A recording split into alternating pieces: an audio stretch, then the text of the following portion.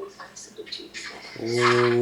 Vishwam Darpan Drishyamana Nagari Tulyan Nijantargatam Pashyannatmani Mayaya Bhairibodbhutai Yatha Nidraya Yasakshat Kurute Prabodha Samaye Svatmanamevadvayam Tasmai Shri Guru Murtaye Namahidam Shri Dakshinamurtaye Bijasyantarivānkuro jagadidam prāṅnirvikalpam punaha maya kalpita deshakalkalana vaichitra chitrikrutam maya viva vijrumbhayatyapi mahayogi vayasvechaya tasmai shri guru murtaye namahidam shri dakshinamurtaye tasmai shri guru murtaye namahidam Shri Dakshinamurtaye.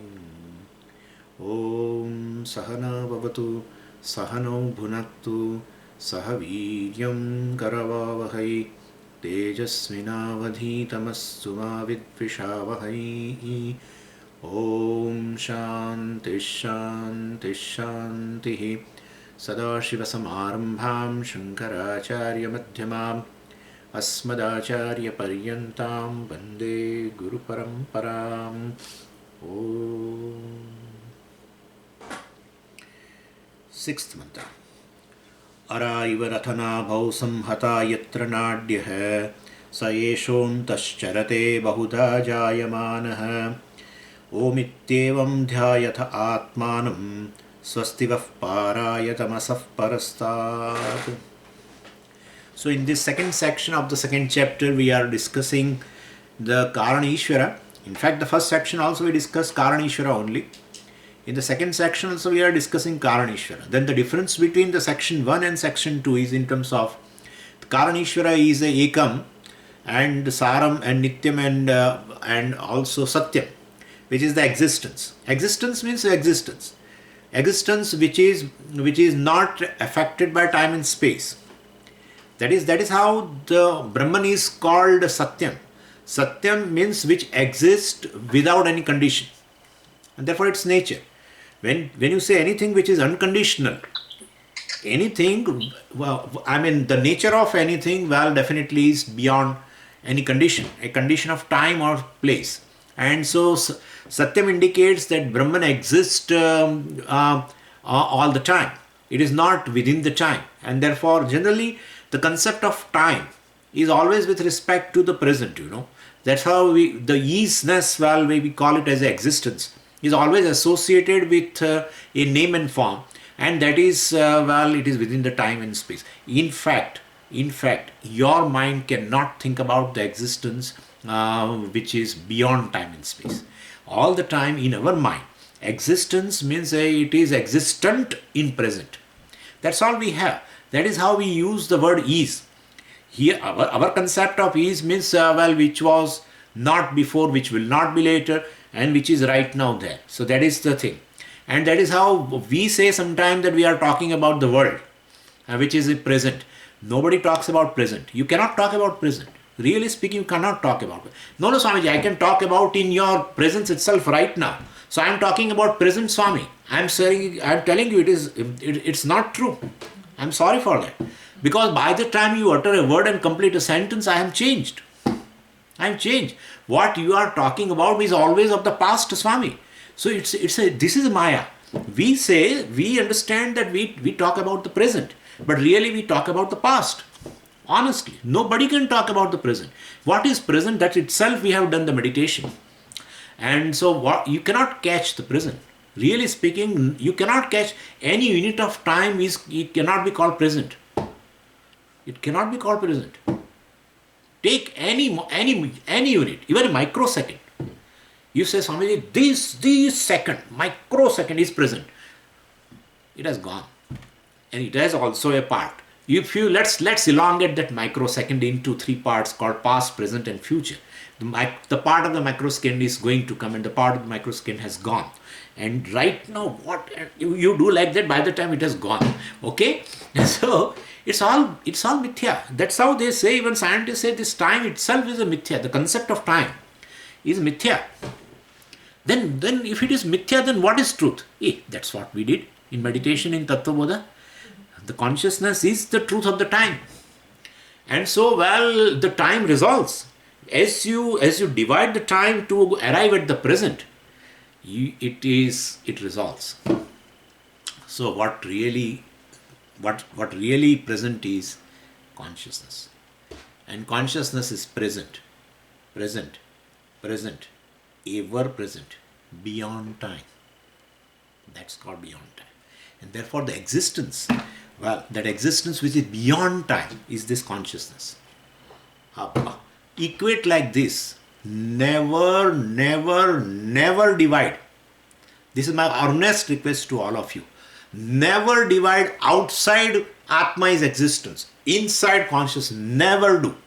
The consciousness or Atma or Brahman which is beyond, which is devoid of any kind of a division. Don't do this. It is Akhandam Brahma. And therefore, existence which you appreciate outside also, that's how now I have started, basically falsifying the idea of existence outside. Our idea of an existence outside is always related to time. And that is how you say part is. How can you say, Swamiji, that existence, that is, it is within time and space? Because you say part is, but that part which was not, which will not be, that part you are saying as is. And therefore, basically, that is always associated with the present. So it is within the time. And therefore, that's how I said, the existence which is one, which is the essence of everything, naturally all the names and forms. Essence is existence only. If existence is not there, where is a name and form? And so, which is one, which is basically the essence of everything, and which cannot be negated. Existence cannot be negated. Anyway. So and so that is Satyam, and also which is without any change. That isness which is associated with the name and form, which is connected with the present, is changing. Which that is right now. It was actually that it was. Earlier it was not. And this isness will not be there in the future also. And therefore, which is associated with the name and form. So name and form keeps changing, and that idea of existence also keeps changing. The name and form was not there before, which will not be there later, which is there right now. So your isness also is associated to that present name and form. Please understand this. So, the existence or the Karanam for the entire universe, the essence of it, which is one alone and which is essence and which cannot be changed, which is which cannot be negated also, that is consciousness. That's a job. That's a job of Shastra. We need not bother. We just simply get up, take a cup of coffee and sit down. That's all. You need not bother. They worry about it. That I have talked about the existence principle in the section 1 is the consciousness principle discussed in the section 2. But we are discussing Karaneshwara, whether it is section 1 or section 2. And how we can focus from Karya Prapancha to Karana, that also has been told, right? And why it is to be done. Now, I want to talk about all the time, or I want to, totally devote myself to all different types of sciences available in the world. Nothing is going to give you the immortality. So, anya vacho vimunchatha, amrutasya esha setu. So, you want immortality, no, I don't want immortality. You are immortal. When I enter into this, you are building up this spiritual palace. When I enter into that, you have all this kind of jargon about this Atma and immortality and liberation and all this. I am not interested. These are all basically just words. You are not interested in immortality, fine, but you are definitely interested to make yourself free from fear that you want and that you cannot erase. You cannot erase from your heart. That I don't want to be free myself from fear. You want to be always fearless, but you are not, because you are all the time associated with the body. And therefore, basically, so this is called samsara. Fear of birth and death, and fear of, may not be fear of birth and death, then be fear of basically old age and fear of constantly changing and everything. So we have seen all this. Anyway, So anyavacho vimunchata. Give up all other words, all other sciences. Better you give up. Better you give up the karya, attention, focus on the karya prapancha and come to this Karana Ishvara, which is nothing but the Atma, consciousness, etc. And now here they are showing very beautifully how you can draw your attention to this Karana Ishvara. So it says in this mantra, the Upanishad helps us in shifting basically our attention from variable changing this body mind sense complex to the non-variable consciousness, which is present here as the self, which is Karanishvara. So this Chaitanya Tattvam, well, we have to draw our attention to. So how to do that? That's a process is given, and the process for that example also is given. But so first you have to point out to this, the body. Yeah, I mean, you should draw your attention to the body, focus on the body, and turn your attention to the physical body. Then, you have been looking at the world all the time, but first turn towards, basically yourself. So, we do not have time for it. Generally, we say like that because we are very extrovert and studying this and that and engaging ourselves into varieties of the things. So, closest we come to the self in our waking state is our family, spouse, children, etc. So, we never have time for the self-inquiry at all. So, first your attention should be towards the body. From body, which has, a body is basically outer prakara, it's outer periphery. And because we have to go to the temple, temple has a prakaras. Prakara means peripheries, varieties of the periphery. The most exterior wall. Before you reach to the Garbhagruha and have a darshanam of a Lord, that's in South India, in the southern India, not South India. In the southern India, definitely this kind of things you will find.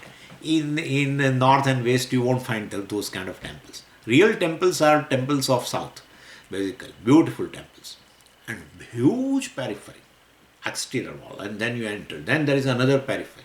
Then there is another periphery. Then there is another periphery. And then there is, after five prakaras, they call prakara, you will come to the Garbhagruha. And then you enter into the Garbhagruha called heart. And from that heart, the Ishvara is sitting, giving a darshan. Anyway, so this is what here it says. So, from the body, which is definitely a external periphery. And then, Annamaya, Pranamaya, etc., Manomaya, etc., you come ultimately to the heart. And that heart is considered to be the hub of the center of the individual. So Upanishad conveys this by giving an example. And here the example is of a will, basically is given. And earlier we have an archery example for, the hitting the target, etc., with a arrow and bow, etc. All this very beautifully said how you should do, how you can hit the target called Karana Ishvara. Very beautifully has been told by the example of archery. Now here by example of will, they are again showing you that how you can reach to the Karana Ishvara or Atma or consciousness. Okay, so let's see the first example. So it's an example of a will. Will has a three components. Will has this external periphery, which is called a rim, and in the center, which is called hub actually. So hub and rim are connected through the spokes.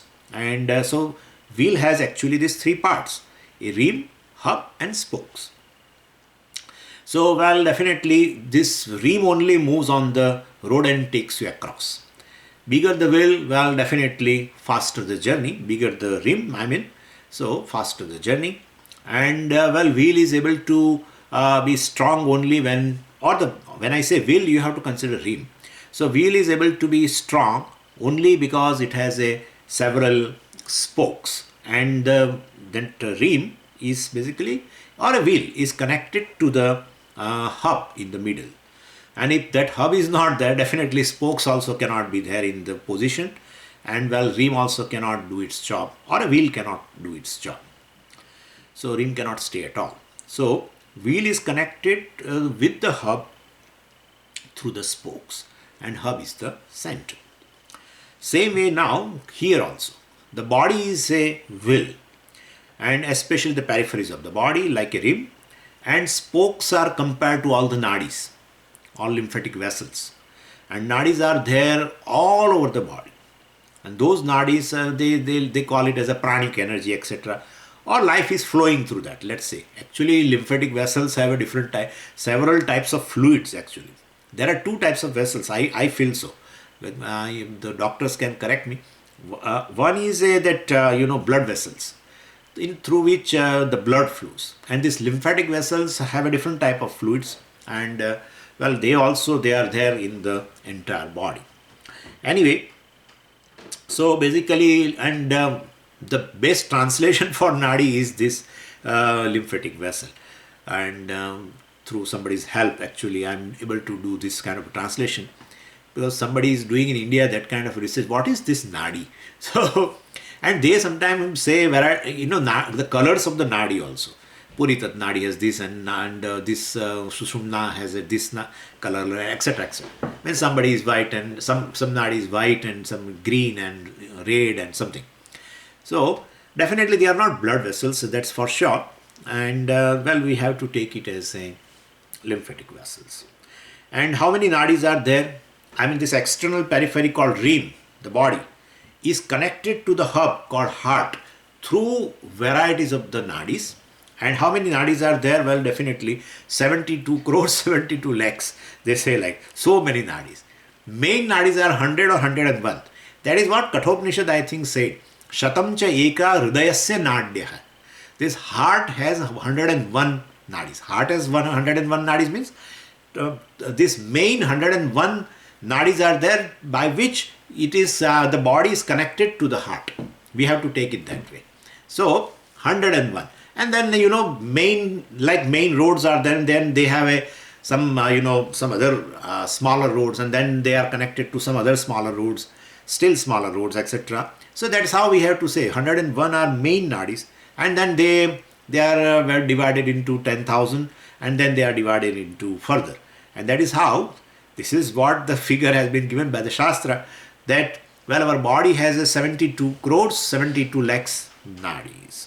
And these nadis are spokes. Body is a wheel or a rim, and heart is a hub. And in the heart, so this is how we have to reach. From the external periphery to the heart, we have to reach through the nadi. So visualize your body. So we visualize your body, then visualize your nadis, they are there as such, and then visualize your heart. And now in the heart, this mind principle basically is there. So according to Shastra, the heart is basically the residence of the mind. So Antakaranam is located there. And brain, etc. Brain is one of the offices. Yeah. So during this waking state, actually, the mind pervades all over the body. And therefore, whole body is a office of a mind. Because during waking state, mind has to be active. To be active, it has to be in office, and therefore not now. It is work from home. That's not the criteria. This is all we are thinking of all these kind of things. I mean, in the normal condition. So basically, mind during waking state comes out of the residence called heart and pervades entire body. And then various places are various offices. And so one of the office is a brain also, and residence is a heart. So during Jagrata Avastha, it pervades the entire body, so that is office or various centers for activity. And in a deep sleep state, mind goes back to the heart. I mean, it withdraws from the entire body called office and goes back to its residence called heart. And so that's how heart is considered to be the Golakam, where it rests. Mind rests, and therefore rests, and therefore, so this is, it is supposed to reside in the heart. So it is Golakam, very well. Any residence in this for a different component of the subtle body, and in the gross body, whatever the components has a residence, that we call it as a Golakam. And so basically, so Upanishad says first go to the body, then from the body to the nadi, from nadi to basically to the hridayam, Hridayam, and from Hridayam come to the mind, because that is the residence. So, and in the mind, well, what is there? This consciousness principle is there, naturally manifest there, and therefore that consciousness which is there, I mean, in the mind, which is in the form of, it's very interestingly it is said here, Saha means this Atma, well, which is consciousness, or that Karanishwara, is continuously born and gone. Bahuda Jayamana. So, in the form of several experiences, this consciousness is in the mind, is continuously born and gone in the form of several experiences. Turn your attention to what? That says consciousness, well, continuous, these experiences are there that are happening during the day. In fact, what we are experiencing outside is nothing but our experiences in the mind. And so we look, generally we say we only look at the world, but when we are seeing the world, we are actually seeing the varieties of the experiences which are, arising in the mind and subsiding. So basically, so turn your attention to body, to the nadi, to the hridayam, to the mind, and then hridayam is a visible part of the body. Mind is the invisible part of the body. Hridayam belongs to sthula shariram. Mind belongs to sukshma shariram. So, and so from the mind, well, basically you come to the experiences. So Upanishad says, well, consciousness is continuously born and gone in the form of several cognitions, several experiences. Now look at the mantra. This is the gist of it. Ara iva rathanabhau samhataha. Araha iva. Ara is such, so visarga is low, it's elided because of a sandhi rule. Araha iva rathanabhau samhataha. Araha means the spokes. So just as the spokes of the will, well, rathanabhau samhataha, fixed on the hub of the will, this is an example part. Same way, yatra means in this heart, which is the hub of the individual. So nadyaha samhataha, all these crisscrossing nadis of the bodies are connected to the heart, not in the heart. Actually, atra is told, means in the heart, these nadis are there, which are like a spokes. But we have to understand, not in the heart. All these spokes called nadis are connected to the heart. We have to take it that way. So come to that heart, and then come to the mind in the heart, which is a residence. Heart is a residence, and mind. So come to the mind. And in the mind, saha eshaha. So the consciousness principle is bahuda jayamanaha, continuously rising and falling. Consciousness is continuously rising and falling. In what form? Antaha charate, means in the mind it is rising and falling in the form of varieties of sensory experiences. Those only we call it as a cognitions. So in the form of varieties of the sensory experiences. So we have to supply the word here. Saha bahuda jayamanaha means saha anubhava rupena jayamanaha. Well, it appears and disappears, but it appears in the form of experiences and disappears also. What? Consciousness. So how consciousness is rising and falling? This we are listening for the first time. This is because you people are waiting now with the opportunity, with all arrows. Now let the Swami finish this class. Let the Swami finish this class. Ultimately, to be honest with you, I can tell anything as just consciousness. So somebody is dancing. I say consciousness is dancing. Really. If somebody is really scolding me, I said consciousness is scolding. Honestly. Well, camera is doing this job. I said consciousness is doing the job. Am I right or wrong? Please think over. And then by the time, but don't think right now, okay? So consciousness by itself, because this is a question. How is consciousness rising and falling? If consciousness is rising and falling, means it is changing. If it is changing, well, it is not nityam, it is anityam. And it will be negated also. Rising and falling, rising and falling, rising and falling. Falling means falling, ultimately.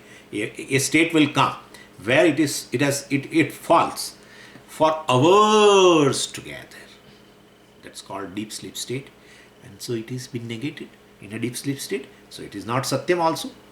Therefore consciousness is mithya and consciousness is anityam. In fact, and it will not remain as essence also. Why? Because from somewhere it is falling, rising. and in the same thing it is falling. From where it rises, that's where it falls. Anything which rises from something and falls back, that is the essence. So if consciousness is rising and falling from X factor, Y factor, whatever, that Y factor is essence. Yeah. And therefore this whole thing goes against what we learned till today. Karana Ishvara, consciousness, Atma is Ekam, Nityam, Saram, etc. etc. Whole thing goes. And what rises and falls is not Ekam, several. Right? Several. Anekam, Asaram, and Anityam, and Mithya.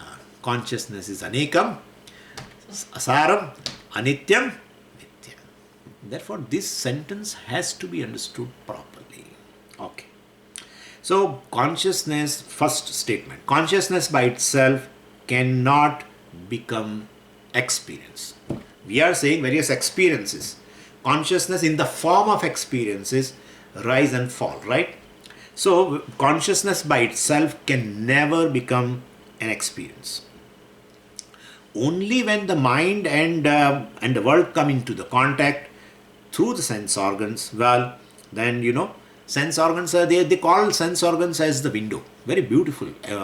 That the mind goes basically and contacts the world through 5 windows. And this ears and tongue and skin and etc. etc. eye etc. All these are the windows. And so through the window it looks at the world. I mean, depending upon the window, you will experience the world. Suppose in your home itself, there are some windows in all directions. So from whatever the window you look at the world, that world will be definitely different. That experience of the world is different from the experience of the world from a different window. And that is how the sense organs are window. Mind basically goes out through that particular window and experiences the world. Right? Which mind? And if mind experiences the world, that mind cannot be inert. That mind, I'm diluting now, whole thing. The mind basically cannot experience anything. Mind is an inert entity. Any inert thing cannot experience. If inert thing experience means what?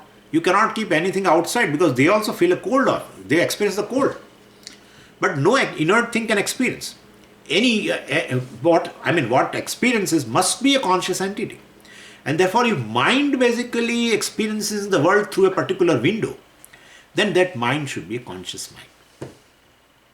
That is what we said. Always it is endowed with a chidabhasa. It's always a conscious mind means a chidabhasa yukta antakarana.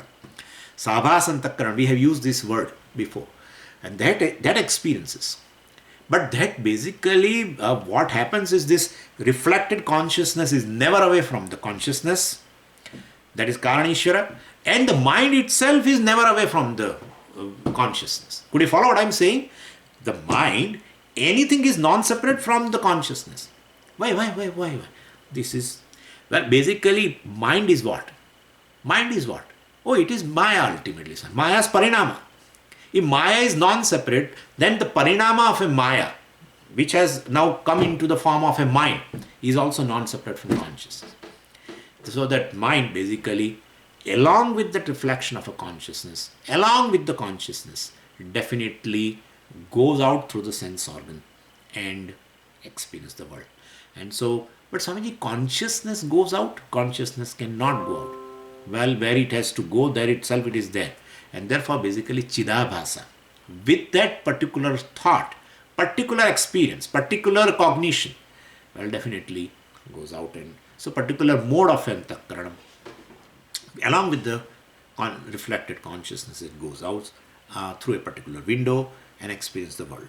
And so, mind through basically these windows contacts the fivefold sense objects, and you have to write conscious mind basically contacts the fivefold sense objects through a particular window, a particular type of sense object. And at the time of contact, what arises? Well, definitely varieties of the thoughts. Well, varieties of the thoughts arise in the mind, and each thought is called vritti. And when mind contacts a sound, well, definitely you will have a shabda vritti. And so, When you touch something, well, you will have a sparsha vritti, etc. I mean, let's say a mosquito bites you. It sits on your body and bites you. Definitely, you have a sparsha vritti. So, same way, rupa vritti, sparsha vritti, shabda vritti, sparsha vritti. You put something on your mouth and you will have a taste of it. There is a taste. I mean, definitely, the mind has a rasana vritti, etc. So vrittis by themselves cannot become experience, because basically they are modification of the mere mind, which is inert, and therefore any modification of the mind also is inert, and therefore they itself cannot become experience. Means thoughts by themselves cannot become an experience, but the consciousness is definitely there. As I told you, it's a conscious mind alone, and therefore that a given thought is no more a thought with experience. A given thought with consciousness, reflected consciousness, whatever you say, is an experience, basically. Is an experience. Experience has two parts. One is a thought, other is a consciousness. You say either reflected consciousness, or you can avoid also. Nothing to worry about. Nothing to worry about. Because when the mind and consciousness is there, the reflection is going to be there. The mind is going to be the conscious mind. And so for nothing, mind and consciousness, when it comes in contact, it's a wrong statement. Mind and consciousness, when they come in contact, and then the mind becomes conscious. This is not. I have explained you that before also. Nothing is away from consciousness, and ultimately, mind also is not away from consciousness. In fact, mind is just an appearance of this consciousness alone, and therefore, basically, or mind which is endowed with this consciousness goes out through the window and have contact the world and have a corresponding vritti. Of course, and that vritti is or a thought, it will be definitely endowed with the consciousness, because the mind basically is endowed with the consciousness. Vritti also is endowed with the consciousness, and that becomes an experience. And so that is how they say the consciousness rises and falls, because in a given experience, you cannot, separate consciousness like that. Without consciousness, no experience can take place. And so consciousness basically alone as to appears and, rises and falls. So consciousness and thought come together. Come together is not correct idea. Consciousness and thought, mithya and satyam, the vritti, the thought which is non-separate from the consciousness, those two things become ultimately an experience. And the thought arises from what? Thought arises from what? Arises from consciousness. When it arises from consciousness, illumined by the consciousness, called experience, and subsides in the consciousness. Consciousness is the essence of any experience, any cognition. Pratibodha viditam matam, etc., etc. Where? In Kenopanishad we have already seen. Bodham prati yat viditam tat atma. In every cognition, the invariable factor, not just invariable factor, the very essence of that cognition, which is satyam, is this consciousness alone. What you see, the varieties of cognition, is not varieties of consciousness. It's all varieties of different names and form, different thoughts, etc. And thought plus this consciousness alone becomes an experience or a cognition. Anyway, so I can very well say the consciousness arises and falls. Consciousness is born as though and gone. So, because without consciousness, no experience can take place, and experience definitely is momentary, and therefore it arises and falls, whose essence is basically consciousness. So, I can say the consciousness arises and falls. Anyway, so thought is converted into experience. They are saying during waking state, pay attention to that, and don't pay attention to the world. That's what they want to convey. So, right here, the Karana Ishvara is there, and so that's what they are. So come to the periphery, through the nadi, go to the hub called heart. In the heart there is a mind. In mind there are experiences. Varieties of the experiences are there. Sound experience and form experience and taste experience and smell experience. Varieties are taking place. Pay attention to that consciousness which is there, which is essence of every experience. Pay attention to that, which is invariable, which is invariable, which cannot be negated, which does not change. Well, pay attention to that. That's what. This is a way of arriving at a Karaneshwara, which is nothing but in the form of a consciousness. So, why they have to tell?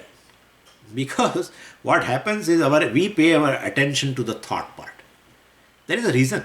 Very genuine reason is there. Why we pay attention to the variable thought part and not paying attention to the invariable essence part, the truth part. Why we are not paying attention to, there is a reason for that. See, I will give you an example. When I look at you, all of you here, right? So, my attention goes to the varieties of you. I mean varieties of your bodies. But there is a factor because of which the body is perceptible to me, but which does not change, which illumines, which does not change, which does not have a variety. Then my attention will not be. Always mind is attracted towards our mind's attention will go to a thing which is changing and which has a variety. A thing which is not changing and does not have a variety, attention will not go to that. And so when I am seeing all of you, my mind is going to the varieties. That is, varieties are in bodies, there is a variety. And it is changing. One person I see that the other person definitely is different. Third person is different, etc., etc. So changing, or the person is definitely doing some kind of a gesture, etc. Well, you are not doing, you are paying attention, but I am saying. So in a given body also, let's say there is no variety, but there is a change because of movement, etc. Well, definitely my attention will go to that. And my attention can go to the same person tomorrow also. And because the person has a different type of a dress or some kind of a different appearance. So my mind will go to that. But the principle which is there today, tomorrow, day after tomorrow, and illuminating principle, and which is one, has no variety, no change, my attention will not go. That's a light. That's a light. So definitely to the light my attention never goes. Because of which you all are illumined, you are experienced. Because of that, if there is no light, where is the question of your experience? This example has a certain limitation, but don't go to the part. Don't give exercises to your mind for comparing all the aspects of the illustration to the principles. Basically, it will not work. And if you try a lot, you will lose the track of Vedanta. You will lose the track of Vedanta. So don't. Just compare. Yes, the consciousness is also called light of consciousness. Okay? Light of consciousness. Have you heard that word? In fact, the second section we started with, and that is called Avihi, right? Avi Sannihitam Guhacharam Nama, etc. So Avihi, light of consciousness. At that time I told you why the consciousness is called light. Because it has a certain feature, which it can be compared with the light. It's so called this physical light or material light, whatever. So it can be compared. Light is something in which a thing is known or experienced. And if light is not there, a given thing is not experienced, right? Or not illumined. And so basically same way the consciousness is one because of which experience takes place. So all the different thoughts are there. Thoughts are illumined by the consciousness. But don't think here in this example, light is different and the body which is illumined is different. The illuminator, illumined are different. In case of light of consciousness, that's not the case. The very thought is basically non-separate from consciousness. Very mind itself is non-separate from the consciousness. The whole subtle body is non-separate from consciousness. Everything is non-separate from consciousness. Without understanding, you should tell. Okay? Because Brahma Satyam Jagan Mithya. Mithya means which is non-separate. What kind of a non-separation? Always take an example of wave water. Best example. So, no problem at all. Wave water. In fact, the water alone appears in the form of wave. That's how the consciousness alone, along with his Maya, appears in varieties of the forms. That Maya is here, in our case, it is right now mind. Or more particularly, it is in the form of thought. So basically any thought is a modification of Maya, ultimately. And so, that is non-separate from consciousness. And the nature, the thought or the mind is basically of the, it's made up of a very fine material. And so it becomes conscious. It becomes conscious. And so the conscious mind, because of which all experience takes place. But anyway, consciousness is ultimately the one because of which ultimately experience can take place. Reflected consciousness, that's a model actually, to be honest with you. There cannot be, if you just think little, you will find there cannot be a reflection of consciousness. Have you found a reflection of a all-pervading thing? All-pervading thing, how can it reflect? We have to think over. All-pervading Brahman is reflect. A thing which has a certain certain dimension can be reflected in a reflecting medium, which is limitless. How can it get reflected? But anyway, I don't want to put you into much trouble. But this is a model. I find this body is conscious. Tell me, this is not conscious, and this is conscious. Yeah, I say this is Brahman, that is Brahman. No, this is sentient, this is insentient. Okay, then I will bring this. This is purely model, purely imagination. Understand that. There is don't think of some kind of a phenomena. Please don't think of a phenomena in which consciousness is reflected in the mind. And mind becomes conscious, and then senses become conscious, ultimately, and the whole subtle body becomes conscious, and that subtle body pervades that gross body, and so gross body becomes conscious. Okay, there is a sentiency. That fellow becomes very happy and goes. Actually there is not. When you say, just hold on to the principle of the Vedanta, is everything is Brahman. Where is the question of reflection and reflecting medium and all this? Entire thing is just a superimposition. The very reflection is a part of my. I told you yesterday also, I think yesterday evening, then while defining Ishvara, right, it has three components, and two components, that one is medium called Maya, and then Maya Pratibimba, and so reflected consciousness, and the third is original consciousness. Ye kya baat hai? If that is the truth, that Ishvara is composed of three entities and all the three are real, where is the question of telling everything is Brahman at all? Because Brahman is there, reflection of Brahman is there, and the reflecting medium also is there.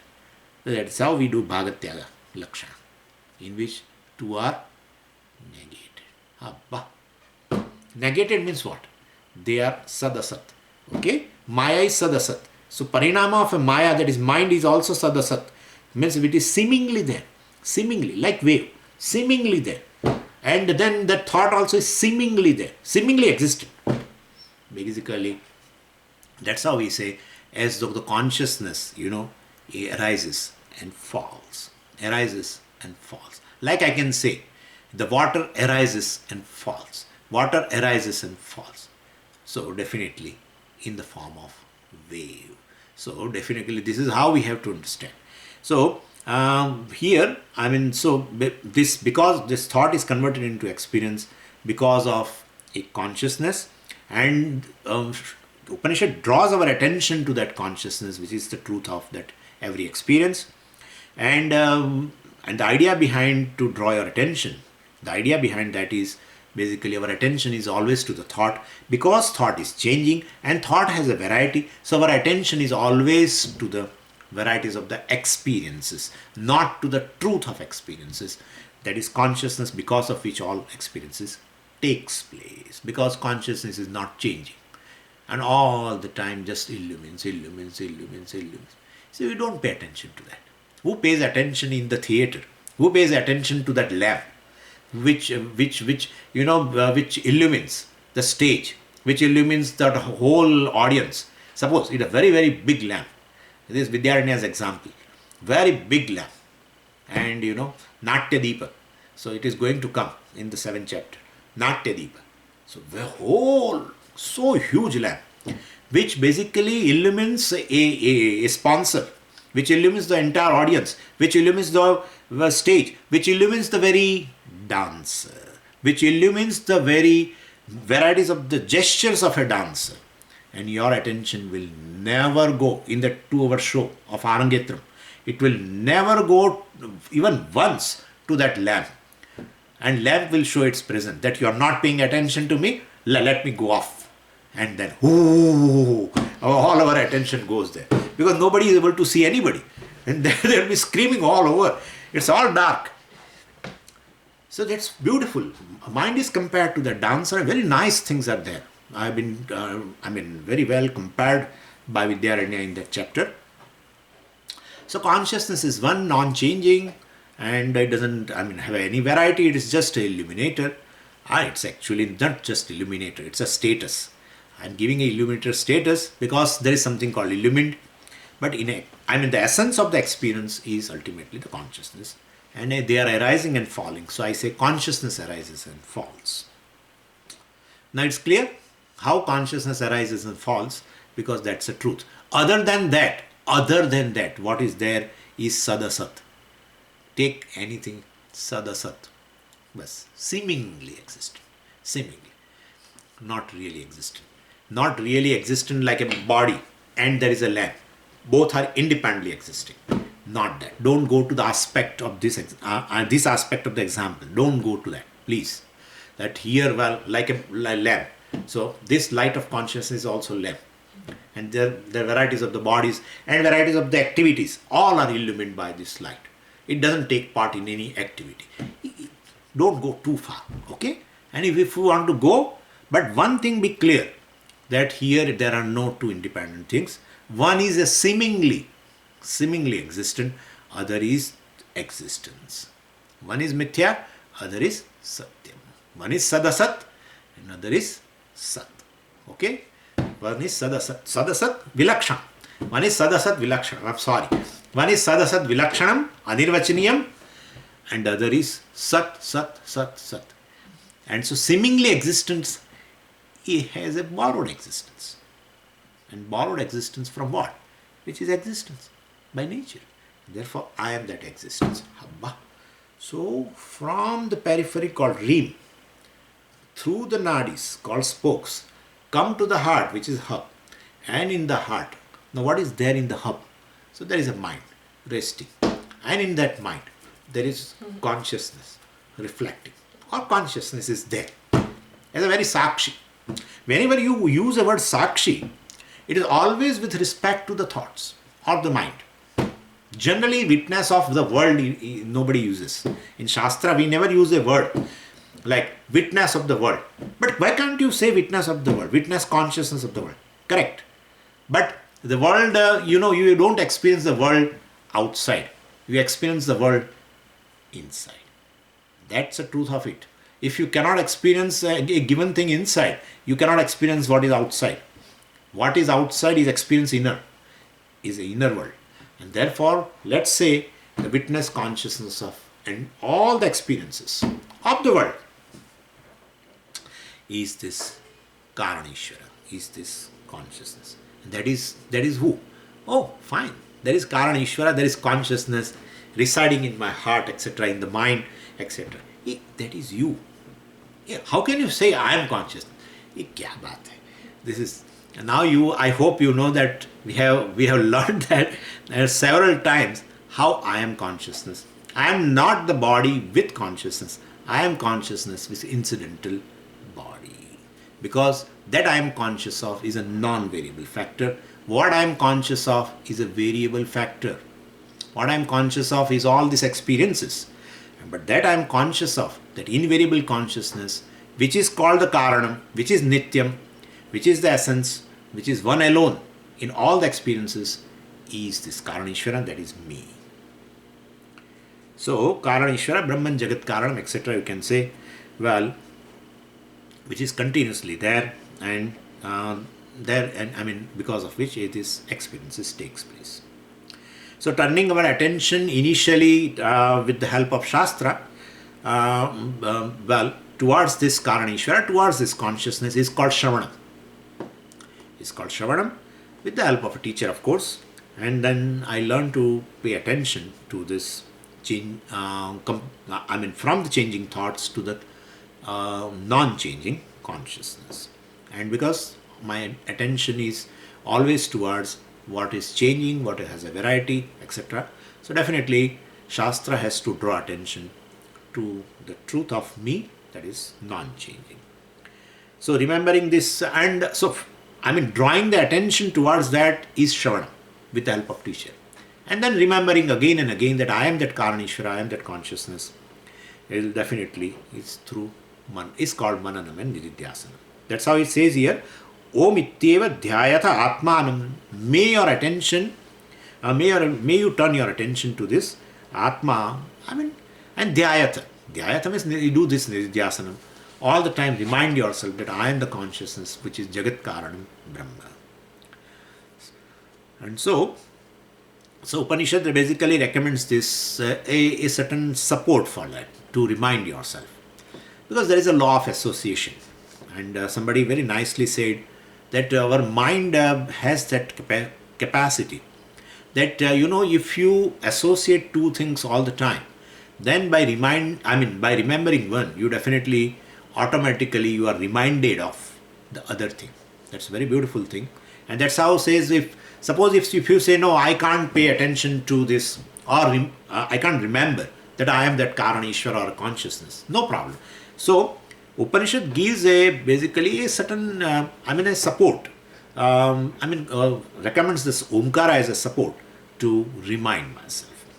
So you associate consciousness with the Omkara. That is Shastra Prasiddha. It is not Loka Prasiddha, it is Shastra Prasiddha. There are two types of Prasiddhi. And the things are, very well known. Certain things are known in the world. And certain things are known in Shastra. And what is known in the Shastra is, one of the thing is this. Omkara is always associated with the consciousness. Where? Let's say, learn Mandukya. So some people will be definitely tell me now, so learning Mandukya. That's the first chapter. It does this job. Akar, Ukara, Makara, and then another Akar, Ukara, Makara, and then another Akar, Ukara, Makara, and then another. In the between there is a gap. That gap, definitely is Adhisthana. And so from where Akar, Ukara, Makara, Omkara arises. And so very Adhisthana of Omkara is a sound. Omkara is not a symbol. You may write something in front like Om, etc. Omkara is purely sound. And so Omkar Upasana also involves a sound. No, don't that Omkar Upasana means I will draw Om and then basically focus on that. It's not. Never think about this. This is a Pratik Upasana. Omkara is a Pratika symbol, and you have to chant Omkara basically. That's called. And definitely do a Dhyaropa on that Omkara of Ishvara, etc. and then do Dhyanam, etc. So, basically, you associate this consciousness, the Karan Ishvara, with Omkara, because the mind works through the law of association. And so, they give an example basically of a very nice example. One Swami gives this, that in a certain ashram there is whenever a bell rings, means means they are calling for food. And so, whenever a bell rings, so you have a corresponding vritti. Sound vritti is there, definitely. Experience of a sound, that's there. But immediately by law of association, that you are reminded of a lunch also. So the bell rings and you eat food. Then after some time, after a certain time, the bell rings, one thought will definitely come, and that's the thought of food.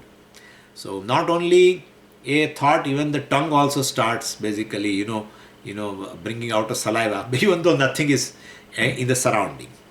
So, definitely, so the mind has the capacity basically to function based on this law of association. So, Omkara and, this consciousness as an association. Should I tell you that association? It's a very detail is a Mandukya anyway. See, that's any sound arises from silence. And we discussed that before also. Any sound arises from silence. How can you see? Definitely. The sound has a variety. Varieties of the sound arises from something which is free from sound. If itself has a sound, it cannot give rise to another sound. And therefore, basically, the Adhisthana, the base of all the sounds must be free from the sound. That's a silence. And if you want to examine, take akara of the omkara and akara divide into. You want to know the truth, the base of that akara, that sound, a sound of a. Then you have to divide for analysis. What is the truth? Well, you have to divide and divide. A has a one matra. And then one matra, let's say 1 second. And then you divide. Then, well, definitely, and then other further divide. It will reach to silence. You cannot ultimately utter. If you divide akara, which is one matra, and try to utter, you won't. So ultimately, the base of any sound is the silence, from where it comes. And so, omkara has a base in silence. From that silence, omkara arises and subsides. And that you can recognize between two omkaras. There is a silence. That's called amatra. There is no matra, there is no sound. That is the adhisthana from which omkara arises. So omkara and consciousness has association. And and therefore once you remind, once you do this, definitely, you can remind yourself by omkara. And so this is, and then after practice, practicing for some time, whenever you do some transaction, then you cannot definitely, while doing transaction to this world, definitely you are not able to, because you get engrossed into the karya prapancha, but you can remind yourself by just chanting Om. Then you fall back to that Karaneshwara. And that's how any kind of transaction. Certain transactions are heated transactions, with husband, wife, children and all. Some heated arguments and all happens. And then mind and becomes so disturbed, etc., etc. But suppose you have this training, go to the room and say, oh, so we can say like that. It's not that easy, I know.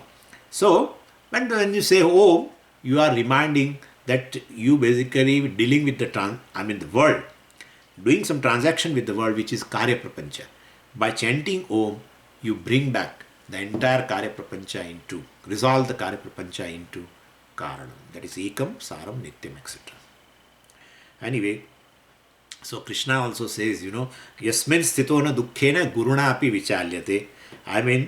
The worst tragedy in a life also, you will be able to handle, seeing that all the events, entire Karya Prapancha and the transaction with that is that Karya Prapancha is this Anekam, Asaram, etc. And but it has come from this Karaneshwara consciousness, that is me alone. This is just a way of saying. So anyway, this is Om Ityeva Dhyayatha Atmanam. With the help of this Omkara mantra, you meditate upon this Karaneshwara, that is you ultimately. Atmanam eva vijana. Atmanam dhyayatha.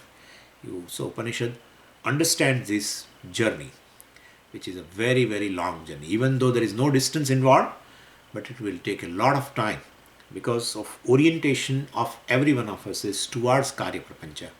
So to bring back the attention to that Karaneshwara, or the consciousness which is you, it takes a lot of time. Anyway, so this is the thing. Few things are left. Second line especially is left over, Sastif, Paraya, etc., etc., which I will talk about it day after tomorrow.